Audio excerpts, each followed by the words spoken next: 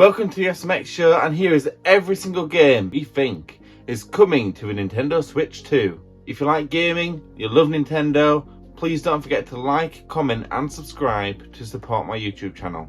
Starting off with the most obvious of games, we have Mario Kart, purely because it was shown in the launch trailer for the Nintendo Switch 2, which we currently know is called Mario Kart X, previously known as Mario Kart Twitter before Elon Musk bought Nintendo. Mario Kart X will feature 24 races on the screen at once.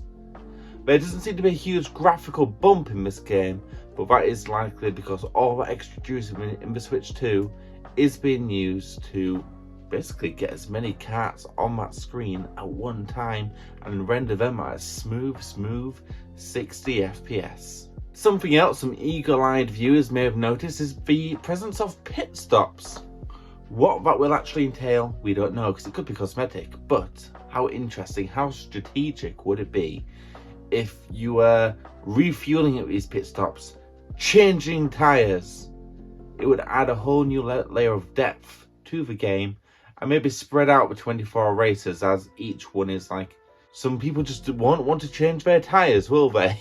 No tires, just gas! You need tires, you idiot! I just hope Nintendo keep it simple to prevent it from becoming confusing. Next up, we have Breath of the Wild, which is a game which is backed up by some real prevalent rumours where Nintendo actually showcased this game early last year behind closed doors. It is reported that the game featured 4K textures, ray tracing, smooth 60 FPS, and just a higher resolution, higher graphics. Words. Now, I understand the rumours say 4K ray tracing. You have to bear in mind, this was a tech demo. It's unlikely they were able to see what was actually being shown, if that makes sense. Kind of like the tech demo we had for Legend of Zelda for the Wii U back in the day.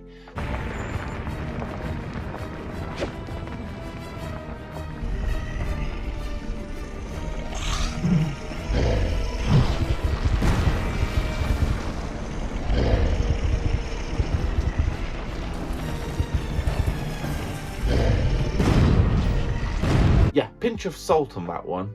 However, it's important to remember that the GameCube didn't launch with a Zelda title and it failed.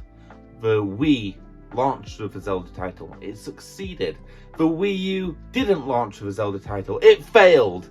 The Switch launched with a Zelda title, and guess what?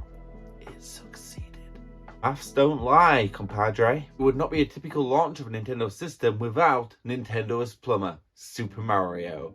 And every single system in the history of Nintendo has launched with a Super Mario title. As usual, I will die on this hill. Luigi's Mansion counts, okay? It counts. We love Luigi over here at the SMX show. Okay, so I did a bit more research. Turns out the Wii didn't have a Mario title at launch, but it did have a Wario game at launch, and I'm not actually sure that counts because it's WarioWare. The next game was actually leaked by a developer, Resume, or Curriculum Vitae, depends on where you're from. The poorly received Astastic Gotham Gyat Knights is likely going to make its debut on the Nintendo Switch 2. The question of whether it will actually be a launch title for the Switch 2 is up in the air. Considering that the GameCube launched with a Batman game, the Wii didn't. The Wii U launched with a Batman game. The Switch didn't. I'm sensing a pattern here. The Switch 2 is going to launch with a Batman game. You heard it here first, folks. So this next one, take it with a huge pinch of salt, but Astral Chain is going to be getting a sequel on the Nintendo Switch 2.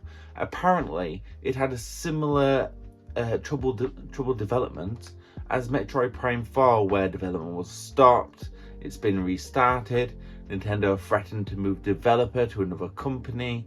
Currently, as it stands, from what we've found online, is that Platinum Games are still making it. It's the exact same team who made the first one, and it's been in solid development since 2022, which would, considering the timelines of how long it takes Platinum Games to make games, which is about 3 years from start of development to release, would make it a worthy contender for a launch game on the Switch 2. Right, I'm going to lump all these ones in together. Microsoft games. So you got your Halo, your Gears of War, your Bethesda games technically, Microsoft Flight Simulator. People for years have been saying these games are going to be reaching other consoles other than Xbox and PC. And whilst I'd love to play Halo on the Switch, that sounds fantastic, I just don't think it's going to happen. Not right now anyway. Xbox are doing a lot of great work in strengthening their branding, especially with the Game Pass, and I really think it would harm them to start releasing their core franchises on other systems. So no, I don't think Microsoft will be releasing Halo and Flight Simulator on a Nintendo platform anytime soon. The same goes for Metroid Prime 4 and Pokemon Legends ZA. Now, whilst they have been announced for 2025, they have been announced as Nintendo Switch games, not Switch 2 games. They may have an update later on to enhance how they look on the Switch 2, but that does not change the fact that it will be a Switch game that may launch on the day of the Switch 2, but does not make it a Switch 2 game. Not in my eyes anyway. It's no secret that the failure of the Wii U contributed to the lack of third-party titles in the first half of the Switch's lifespan. We are expecting a huge triumphant return of third-party games with the Nintendo Switch 2. To round off the video, I'm just going to rattle off a list of third-party games I expect we will see on the Switch 2, if not on launch day, definitely in 2025. Tekken 8, Alan Wake 2, Metal Gear Solid Delta, Kingdom Hearts 4, Assassin's Creed Mirage, Final Fantasy Remake and Rebirth. And I can't wait to play those on portable, that would be amazing. It's no secret, I'm excited for the Nintendo Switch 2 and what games it will bring. 2025 is going to be a great year for gaming, and I can't wait to have you all join me on that journey. I will see you next week. Have a great night. Bye!